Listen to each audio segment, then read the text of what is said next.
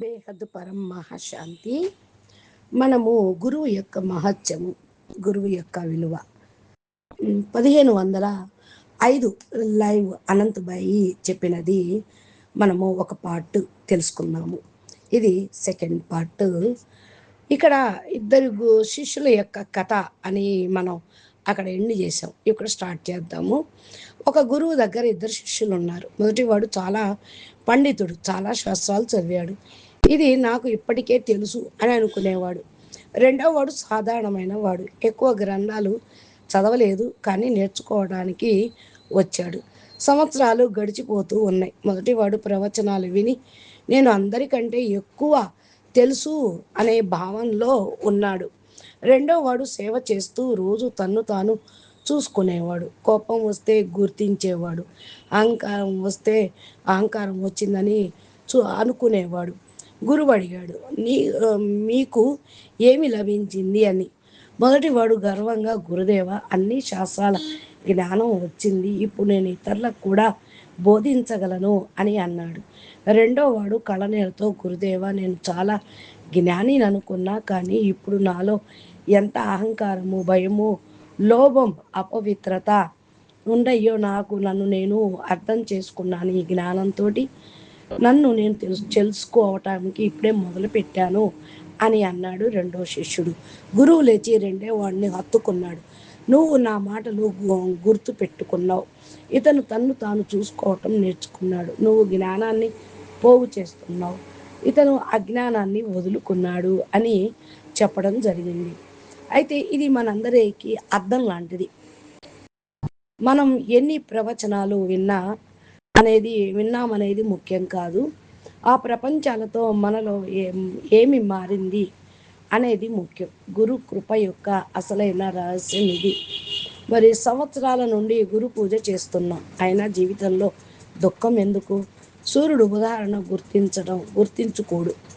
సూర్యుడు అందరికీ సమానంగా వెలుగు ఇస్తాడు. వాళ్ళకి ఎక్కువ ఇచ్చాను, వీళ్ళకి తక్కువ ఇచ్చాను అని అనడు. కానీ ఎవరైనా కళ్ళు మూసుకుంటే సూర్యుడు తప్పు కాదు, ఆయనకు సూర్యుడు యొక్క వెలుగు రాదు. కళ్ళు మూసుకొని కూర్చోవటం వల్ల వర్షం ప్రతి ఇంటి పైన కురుస్తుంది, కానీ నీరు నిటారుగా తెరిచి ఉన్న ప్రాంతంలోనే నిలుస్తుంది. గురువు కృప కూడా ఎప్పుడు కురుస్తూనే ఉంటుంది. ప్రశ్న కృప ఉందా లేదా అనేది కాదు. ఇక్కడ నేను ఆ కృపను గ్రహించే యోగ్యుడిగా అయ్యానా లేదా అనేది ప్రశ్న. గురువు కృప పొందడానికి శరీరాన్ని బాధ పెట్టాల్సిన అవసరం లేదు. ముందు తన అహంకారాన్ని తెలియజేయాలి. నాకు అన్నీ తెలుసు, నేను తప్పు కాలేను, ఎప్పుడు ఇతరులదే తప్పు అనుకునేంత వరకు గురువు జ్ఞానంలోకి వెళ్ళలేడు. గురు కృప అడగటానికి ముందు మనల్ని మనం ప్రశ్నించుకోవాలి. నేను నేర్చుకోవటానికి ఓపెన్గా ఉన్నానా అని, నా తప్పును ఒప్పుకోగలవా అని, నా పాత నమ్మకాన్ని వదిలివేయగలవా అని. సత్యం ముందు తల వంచాల్సిందే. కాబట్టి గురు పౌర్ణిమ రోజు ఆత్మ పరీక్షే. గత గురు పౌర్ణమి నుండి ఈ రోజు వరకు నాలో శాంతి పెరిగిందా, కోపం తగ్గిందా, రియాక్షన్ తగ్గిందా, క్షమాగుణం పెరిగిందా, ఇతరుల సక్సెస్ చూసి ఆనందం వస్తుందా, విమర్శన చేస్తూ ఉన్నానా, ఇవన్నీ తొలగిపోయాయా, ఆత్మ పరిశీలన చేసుకుంటున్నానా అనేది తెలుసుకోవాలి. గురువు జ్ఞానాన్ని కేవలం వింటున్నానా లేక నిర్ణయాల్లో అమలు చేస్తున్నానా? గురువు పేరును ప్రచారం ఎక్కువ చేస్తున్నానా లేక గురువు గుణాలను జీవితంలో ధరిస్తున్నానా అని ఆలోచించాలి. ఈ యొక్క సమాధానం సంతృప్తికరంగా లేకపోయినా నిరాశ చెందకండి. తన లోపం కనిపించడమే జాగృతి యొక్క మొదటి అడుగు. గురువుకి నీ ధనం అక్కర్లేదు, నీ మార్పు కావాలి. గురువు యొక్క అతి పెద్ద విజయం ఏమిటి? శిష్యుడు భయం నుండి విముక్తుడవ్వటం, అహంకారం నుండి తేలిక అవ్వటం, సత్యంలో స్థిరంగా ఉండటం. ఒక శిష్యుడు గురువు కోసం పెద్ద కార్యం చేసి ఇంటికి వెళ్ళి కుటుంబంతో కఠినంగా ప్రవర్తిస్తే, మరొక శిష్యుడు కార్యక్రమం చేయలేకపోయినా గురువు ఒక్క మాటను సంవత్సరాల నుండి ఉన్న కోపాన్ని వదిలింపజేసింది కదా. ఎవరు నిజమైన దక్షిణ ఇవ్వగలరు అంటే ఖచ్చితంగా రెండో వాడే. భావోద్వే భావోద్వేగము మాటలు కాదు, మారిన జీవితమే నిజమైన ప్రేమకు నిదర్శనం. బాపూజీ ఏమంటారు?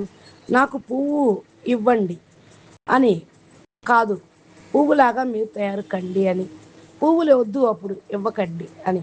స్థూల వస్తువులు వద్దు, మీరు ఆత్మస్వరూపం అవ్వండి, విశ్వ పరివర్తన సంకల్పం తీసుకోండి, ప్రపంచానికి పరం శాంతి వైబ్రేషన్స్ ఇవ్వండి అని. సేవ మరియు సౌద అంటే తేడా ఏంటి? వ్యాపారం ఒకటి, సేవ. నేను గురువుకి ఇంత సేవ చేశాను, అయినా ఈ లాభం ఎందుకు రాలేదు? వ్యాపారం కింద చూస్తున్నారు ఆయన సేవకు. సేవకు బదులు ఫలితం అడిగితే అది సేవ కాదు, అది వ్యాపారం అవుతుంది. నేను ఇంత చేశాను, నాకు ఏమి వచ్చింది? ఇది వ్యాపార భాష, సమర్పణ కాదు. గురువుతో వ్యాపారం ఉండకూడదు. సేవ అంటే మీరు చూపిన సత్యం వల్ల నా జీవితం వెలిగింది, ఇప్పుడు నేను స్వార్థం లేకుండా ఆ వెలుగును ఇతరులకు చేరవేస్తాను.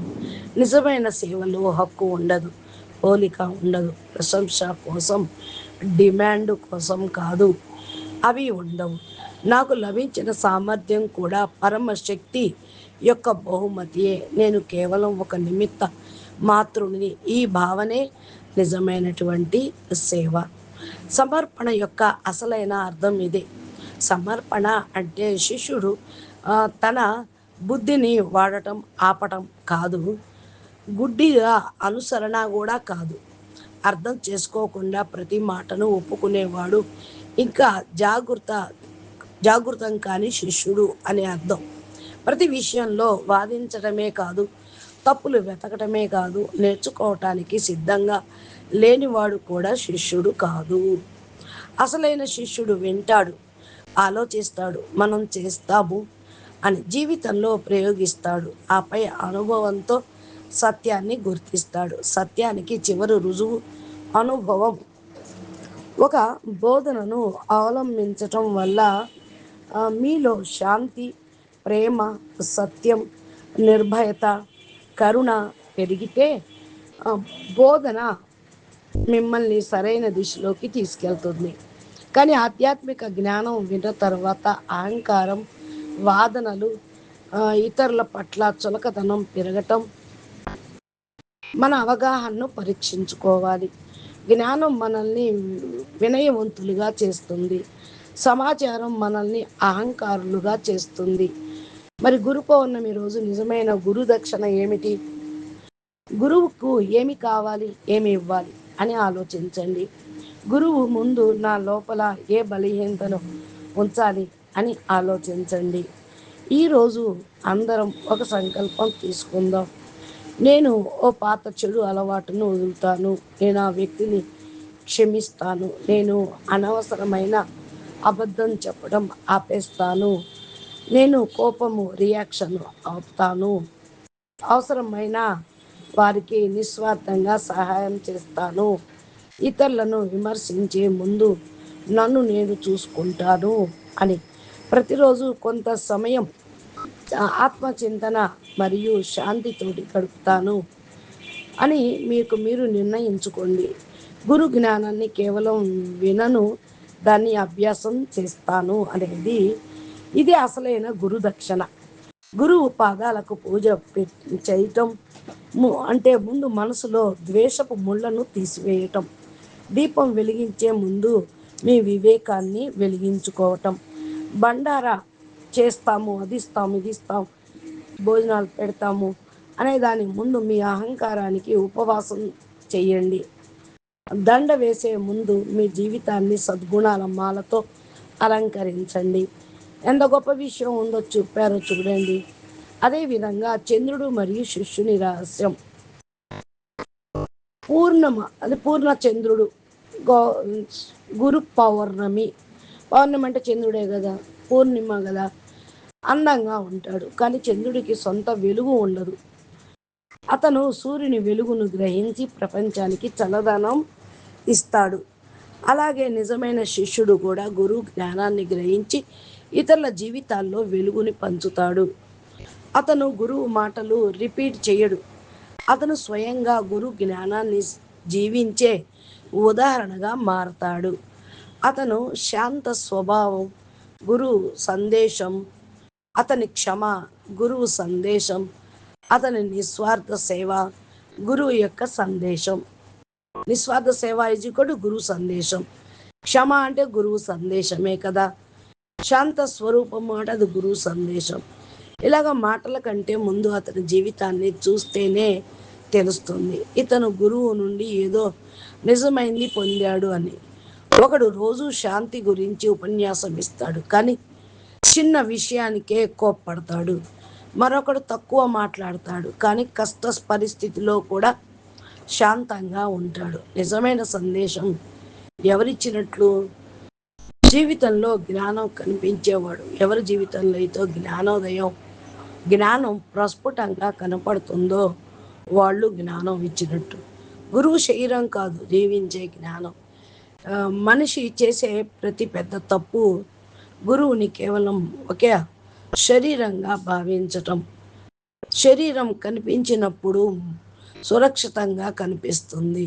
శరీరం కనిపించకపోతే గురువు వెళ్ళిపోయారు అనుకుంటాం, కానీ గురువు నశ్వరమైన శరీరాన్ని వదిలేసి నిత్యమైనటువంటి స్వరూపంలో ఉన్నారు అని గ్రహించినప్పుడే జ్ఞానోదయం అవుతుంది. కాబట్టి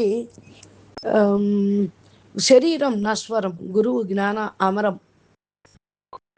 గురువు జ్ఞానం శిష్యుని జీవితంలో జాగృతంగా చేస్తుంది. అయితే జాగృతంగా శిష్యుడు ఉన్నంత వరకు గురువు అతనిలోనే ఉంటాడు. గురువు సామీప్యత స్థలంలో కాదు, స్థితిలో నిర్ణయించబడుతుంది. ఎవరైతే గురువును పక్కన కూర్చున్నా కూడా వారు దూరంగా ఉన్నట్లే. ఎవరైనా వేల కిలోమీటర్ల దూరంగా ఉండి కూడా గురు జ్ఞానాన్ని జీవితంలో ధారణ చేసినట్లయితే గురువు చాలా సమీపంలో ఉన్నట్టే. బయట గురువులు చివరికి మనలోని సాక్షి స్థితిని గుర్తించగలగటం. గురువు మిమ్మల్ని ఎప్పటికీ తన వెంట నడిపించటానికి రాలేదు. గురువు మనలోనే స్థాపించటానికి వచ్చారు. ఇక సాక్షి స్థితి అనేది ఏంటి? ఇక గురు పౌర్ణమి చేయాల్సిన 7 సంకల్పాలు అవి ఏంటో మనం నెక్స్ట్ దాంట్లో తెలుసుకుందాము.